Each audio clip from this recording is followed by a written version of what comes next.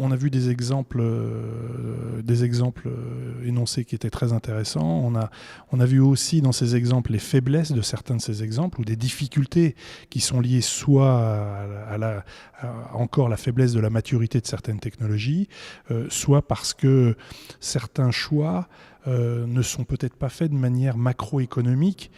suffisamment, et donc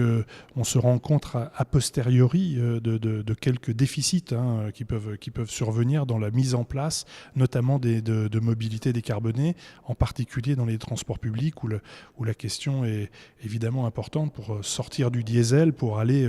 vers des véhicules électriques. Donc on a eu là beaucoup d'informations sur le sujet, et des informations très précises, très techniques, chiffrées. Donc c'est important d'être sur des cas pratiques qu'on a analysés pour bien comprendre dans le retour d'expérience, car on est dans une voie à construire, on n'est pas dans quelque chose qui est déjà tout fait. On comprend bien qu'on a besoin absolument de bien analyser, de bien comprendre ce que l'on a fait, y compris les erreurs que nous avons faites, parce que forcément on fera des choses imparfaites, et c'est comme ça que l'on progresse. Et ce que l'on constate également, et ça c'est tout au mérite du Maroc, c'est que le Maroc est engagé de manière,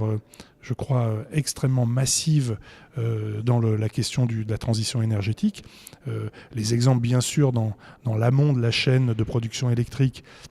avec la filière énergie solaire, énergie éolienne et l'hydroélectrique. On voit bien que le Maroc maintenant réfléchit d'une manière là aussi massive à ce qui va se passer en aval de la chaîne, c'est-à-dire une fois qu'on a produit l'électricité, qu'en fait-on ?